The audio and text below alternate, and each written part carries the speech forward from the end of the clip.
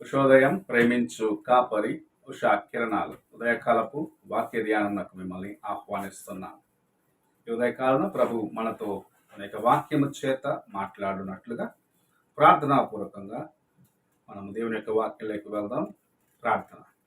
మమ్మల్ని మిక్కిలిగా ప్రేమిస్తున్న పరలోకపు తండ్రి, ఈ ఉదయకాల సమయానికై వందనములు స్తోత్రములు చెల్లించుకుంటున్నాం. నీ కృపను బట్టి మాకు అనుగ్రహించిన దినము కొరకు వందనాలు చెల్లించుకుంటున్నాం. ఈ ఉదయకాల సమయమున నాతోనూ మాతోనూ మాట్లాడుము. నీ వాక్యంను విని గ్రహించుకునేదైనా కృపను అనుగ్రహించును దేవా. ప్రతి దినము ఇలాగ నీవు మాకు అనుగ్రహిస్తున్న నీ వాక్యము కొరకు వందనాలు చెల్లించుకుంటూ ఈ ఉదయకాలమున నాతోనూ మాతోనూ మాట్లాడమని యేసు పరిశుద్ధ నామమున అడిగి వేడుకుంటున్నాను పరమ తండ్రి, ఆమేన్. ఈ ఉదయకాలపు వాక్య భాగము సంఖ్యాకాండము 13వ అధ్యాయము 30వ వచనము నుండి 33వ వచనం వరకు చదువుకుందాం. కాలేబు మోషే ఎదుట జనులను నిమ్మలపరచి, మనము నిశ్చయముగా వెళ్ళుదుము, దాన్ని స్వాధీనపరచుకొందుము, దాన్ని జయించుటకు మన శక్తి చాలునయను. అయితే అతనితో కూడా పోయిన ఆ మనుష్యులు, ఆ జనులు మనకంటే బలవంతులు, మనము వారి మీదికి పోజాలమనిరి. మరియు వారు తాము సంచరించి చూచిన దేశమును గూర్చి ఇశ్రాయేలులో చెడ్డ సమాచారము చెప్పి, మేము సంచరించి చూచిన దేశము తన నివాసులను భక్షించు దేశము, దానిలో మాకు కనబడిన జనులందరూ ఉన్నత దేహులు. అక్కడ నెఫీలీయుల సంబంధులైన అనాకు వంశపు నెఫీలీయులను చూచితిమి. మా దృష్టికి మేము మిడతల వలె ఉంటిమి, వారి దృష్టికి అట్లే ఉంటిమనిరి. మనము చదివిన వాక్య భాగములో కానానును వేగు చూసేదానికి మోషే పంపించిన 12 మంది తిరిగి వచ్చిన తర్వాత వారి యొక్క సమాచారము, వారు అక్కడ చూసిన వాటిని, వారు విన్న కార్యములను, అక్కడ ఉన్న వాటి యొక్క పరిస్థితులు ఏమిటో ఇశ్రాయేలులకు తెలిపినప్పుడు ఇశ్రాయేలీలో జరిగిన ఒక కలవరంను చూడగలము. ఎందుకంటే 12 మంది వెళ్ళినారు. అందులో 10 మంది అక్కడ ఉన్న మంచి విషయాలను చూడలేదు. అక్కడ ఉన్న వాటిలో వారికి హానికరముగా ఏమి అనిపిస్తుందో, ఏవైతే వారి కంటి ముందు కష్టతరమైన కార్యాలుగా ఉంటాయో వాటిని గురించి వారు అక్కడ ఉన్న వారితో చెప్పినారు. కానీ అక్కడ ఉన్న ఆశీర్వాదమును, ప్రభు ఆ స్థలంకు వెళ్తే వారికి ఇవ్వనయున్న దీవెనను గురించి వారు చెప్పలేకపోయినారు. అదే సమయమున ఇద్దరు, కాలేబు, యెహోషువ, ఆ స్థలము ఎంత మంచిది, ఆ స్థలము నిజముగా ప్రభు వాగ్దానము చేసిన రీతిగా పాలు తేనెలు ప్రవహించే స్థలము, ప్రత్యేకంగా ఎస్కేలు లోయలో ఉన్న వనరులను చూసినప్పుడు ఎంతో ఆశీర్వాదం అక్కడ ఉన్నది అని చెప్పటం చూడగలం. ఈ దినములో అనేక మంది క్రైస్తవులు కూడా ఇలాగనే ఉంటూ ఉన్నారు. దేవుని యొక్క ఆశీర్వాదము ఉన్న స్థలములో ఆశీర్వాదమును చూడట్లేదు, కానీ వాటి ప్రక్కనే ఉన్న సైడ్ ఎఫెక్ట్స్ లాగా ఉన్న శోధనలను చూస్తూ, ఇది నాకు కష్టతరమైన కార్యములు, ఇది నేను చెయ్యలేను, ఇక్కడికి వెళ్తే నాకేముంది అన్న రీతిగా ప్రశ్నించుకుంటూ దేవుని ఆశీర్వాదములను నిర్లక్ష్యపరుస్తూ విడిచిపెడుతూ ఉన్నారు. నిజముగా అక్కడ ఉన్నవారు గొప్పవారు, లేకపోతే అక్కడ ఉన్నవారు ఆజానుభావులు, రాక్షసులు లాంటి వారు అని చెప్పిన కార్యములు వినేదానికి సిద్ధపడ్డారు. కానీ అక్కడ ఉన్న ఆశీర్వాదమును వారు నిర్లక్ష్యము చేసినారు. వారి ముందు మనము నిలబడలేము అని చెప్పిన మాటనేమో వారు హృదయంలో భద్రపరుచుకున్నారు. కానీ వారిని జయించే శక్తిని ప్రభు మనకు ఇస్తాడు అన్న కార్యమును వారు నిర్లక్ష్యపరిచినారు. ఈ ఉదయకాల సమయమున ప్రభు మనతో మాట్లాడుచున్న కార్యం ఇది.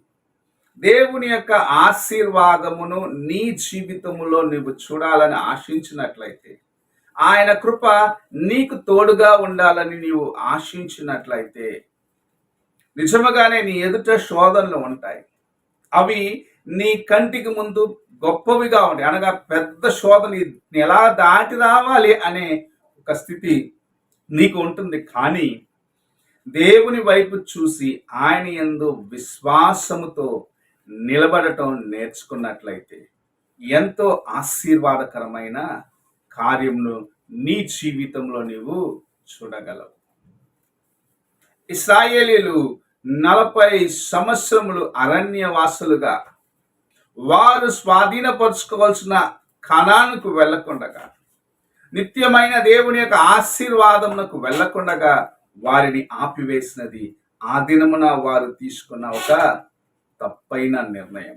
వారు విన్న సమాచారమును వారు సరిగా అవగాహన చేసుకొనకుండగా, దేవుని మాటను వారు నమ్మకుండగా, నేను మీకు తోడుగా ఉంటాను, నేను మిమ్మల్ని నడిపిస్తాను అన్న కార్యమును మర్చిపోయిన వారిగా, ఐగుప్తు నుండి తన యొక్క బాహుబలము చేత వారిని బయటకు తీసుకొచ్చిన కార్యమును మర్చిపోయిన వారిగా, ఎర్ర సముద్రమును పాయలు చేసి అందులో ఆరిన నేలన వారిని నడిపించిన ఆ అనుభవం మర్చిపోయిన వారిగా ఇశ్రాయేలీలు ఉన్నదాన్ని బట్టి నిజముగా వారు పొందవలసిన ఆశీర్వాదము, వారు స్థిరపడవలసిన ఆ స్థలమును, పాలు తేనెలు ప్రవహించే భూమిని వారు చేరుకునేదానికి 40 సంవత్సరాలు అయినది. ఈ ఉదయకాల సమయమున నీవు దేవుని మాట యందు నమ్మిక ఉంచకుండగా, దేవుని యొక్క కార్యములను నీ జీవితంలో నీవు అనుభవించాలని ఆశించినట్లయితే అది అసాధ్యమైన కార్యము. పరిపూర్ణముగా ఆయన యందు విశ్వసించు, ఆయన మాటకు లోబడి దేవుని వైపు చూసి, శోధన ఎంత గొప్పదైనను సరే, ఆ పోరాటం ఎలాంటిదైనను సరే, నీవు దేవుని మాటకు విధేయుడిగా ఉన్నట్లయితే గొప్ప శోధన నీ ముందున్నప్పటికీ సరే, పర్వతము లాంటి కార్యములు నీ ముందున్నప్పటికీ సరే, వాటిని జయించేదానికి, దాటి వెళ్ళేదానికి ప్రభు నీకు సహాయము చేసి నిన్ను అద్దరికి చేరుస్తాడు. ఈ ఉదయ కాలమున నిన్ను బలహీనపరిచే కార్యము ఏమిటి? నీవు ఏ విషయంను చూసి దేవుని యొద్దకు చేరలేక ఆయనకు ఆశీర్వాదాన్ని సంపాదించుకోలేకున్నావో ఒక్కసారి ఆలోచించుకో. ప్రభు నీ ప్రక్కనే ఉన్నాడు, నీకు సహాయము చేస్తానని వాగ్దానము చేసి ఉన్నాడు. ఆయన మాటకు లోబడ్డట్లయితే, ఆయన యొక్క మాట నిన్ను స్థిరపరుస్తుందని గ్రహించుకున్నట్లయితే, నిజముగా నీవు దేవుని యొక్క కృపను సంపాదించుకొని అనేకులకు ఆశీర్వాదకరముగా ఈ ఉదయకాల సమయమున ఇశ్రాయేలీయులాగా నీవు నిర్లక్ష్యము చేయుచున్నావేమో. ఏ కార్యమును నిర్లక్ష్యము చేస్తున్నావో దాన్ని పరీక్షించుకొని సరి చేసుకొని దేవునికి లోబడి ఆయన యొక్క ఆశీర్వాదములను నీవు స్వాధీనపరచుకోవాలని ప్రభు ఆశిస్తూ నీతో మాట్లాడుచున్నారు. నీకు ముందున్న శోధనలను చూడవలసిన అవసరం లేదు. దేవుని మాటను విశ్వసించు. ప్రార్థన చేసుకుందాం.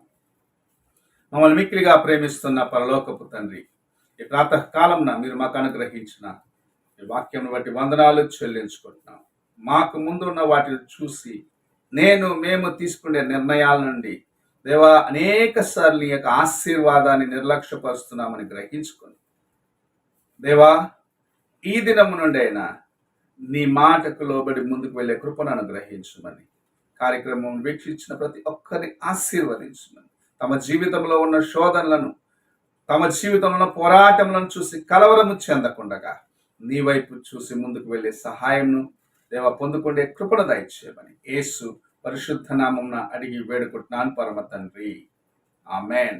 తండ్రి అయిన దేవుని ప్రేమ, కుమారుడైన క్రీస్తు కృప, ఆదరణకర్తైన పరిశుద్ధాత్మ యొక్క సహవాసము ఇప్పుడు ఎల్లప్పుడూ తోడే ఉండి సదాకాలము నడిపించునుగాక.